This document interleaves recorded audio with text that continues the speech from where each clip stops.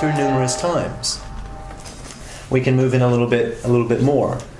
We come to what you could consider the fringes of the astral. Some people call it the lower astral. And maybe these are some of the states that some of the great prophets or some of the other explorers from religions in the past have explored, because out-of-body exploration is not something, a phenomena of modern man. This is something that would have been experienced throughout all of humanity's history. So great prophets like Abraham, Muhammad, okay, this is great. You look at the Quran. William Buellman mentions this in his book, and this is really quite a good insight. Throughout the Quran, they talk about Muhammad's night experiences, his night journeys. What do you think these night journeys were? They were out-of-body experiences. He was going to other levels of reality, and he was being sort of shown these heavenly environments and these hellish environments. And with that knowledge, he came back and started to share this information with the world. And he became one of the religious, the great prophets of religion. And this is same goes for a lot of these prophets of religion. It's not saying that they're wrong, because they're not wrong. They saw with their own eyes the existence of humanity on these other levels of reality. But what I would say is that for religion on a whole, there are truths there, but equally there is a misunderstanding of reality.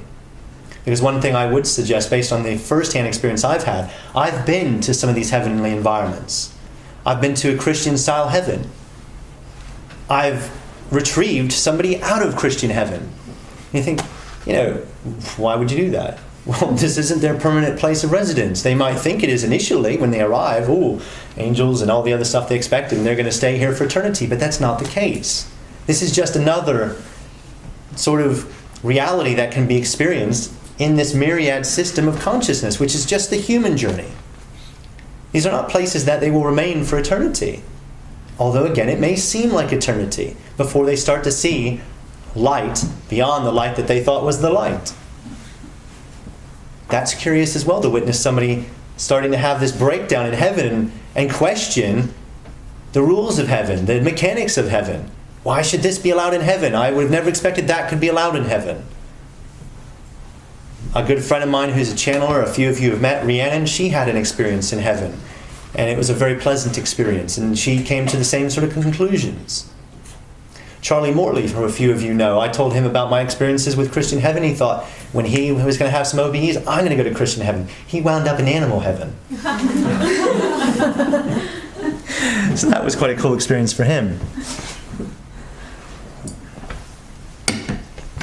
So you come into these sort of lower, what you could again class as the lower astral fields. And you can find environments of all nature. And they seem to be very much structured based on the underlying mood of people. So you can have whole communities where literally a mood is being set. The scene is being set based on that collective funk. So some might be, just a bit of a gloom, but everybody's okay. They're getting on with lives in that level of reality. Sometimes you can come into a level of reality where it seems like the most hellish ghetto you could imagine. I remember that once. I was actually on a higher frequency once, and I was sort of just becoming conscious. Not quite enough, but there was this blonde girl with short hair twirling and twirling and twirling. And she was naked, but I wasn't quite getting my attention enough. You would have thought it would, but it wasn't. And then suddenly, as she's twirling, she's augmenting her boobs, and they get bigger, and then smaller, then bigger. Then I'm like, that started getting my attention a little bit.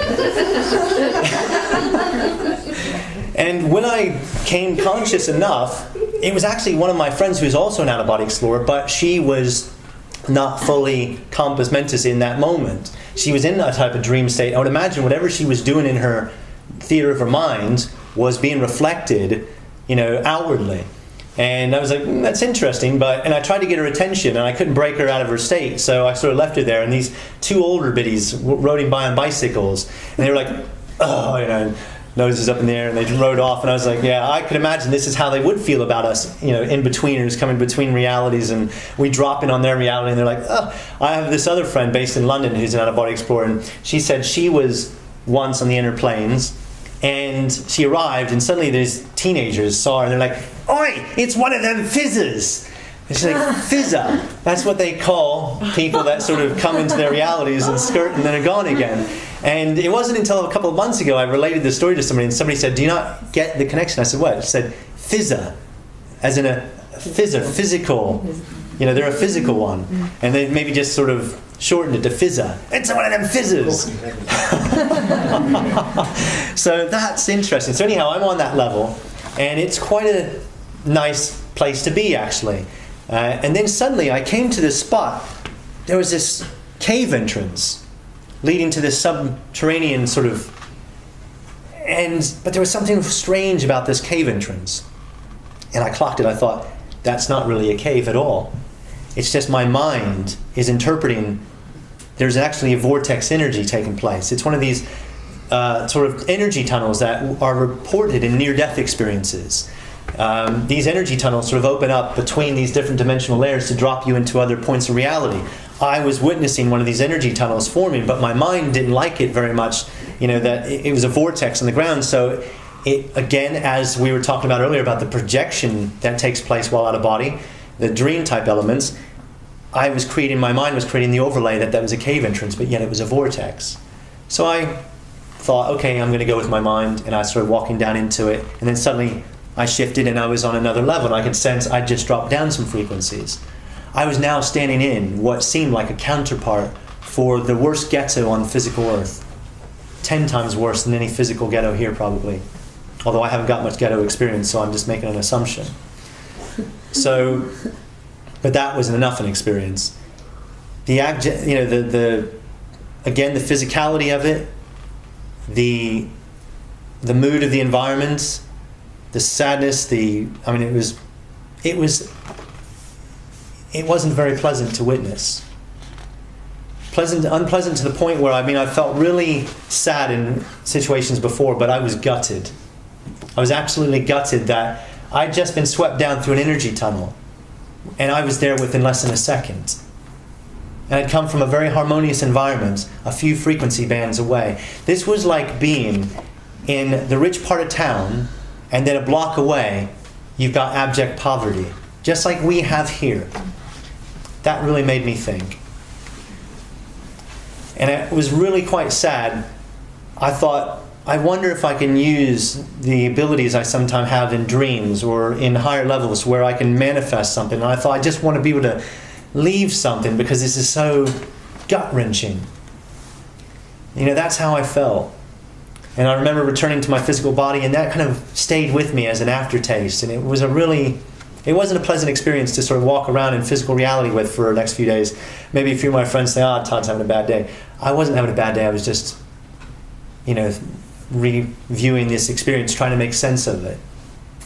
How fucked up multidimensional reality actually seems. We get this sort of idea in spirituality that we die, and then we go to the afterlife state, and guides surround us, rainbows, butterflies, bunny rabbits. We have a life review. Our higher self, Lord! That's not the case. As a whole, that's not the case. There seemed to be more humanity locked into these deeper states, these other reality states, than what exists here. Billions more on these other levels. It seems endless. The religious communities on the inner planes are infinitesimal compared to all the other communities. It's a small, small majority. They exist, but they're a small majority. They're counterparts for the ideas of religion from here. So moving in maybe a little bit more, moving away from some of what you could refer as these hellish environments. Some of them are consensus realities, shared reality spaces. Some are self-induced states, but not purposely self-induced. I put a post up on Facebook a few days talking about how this whole system is a system of self-regulation. We regulate ourselves from within. We just don't realize it, but we do. Nothing outside of us is forcing us into these environments. Nothing outside of us is punishing us. All of this is created based on the internalization of stuff in our subconscious, our unconscious, whatever you want to call these different states of our being.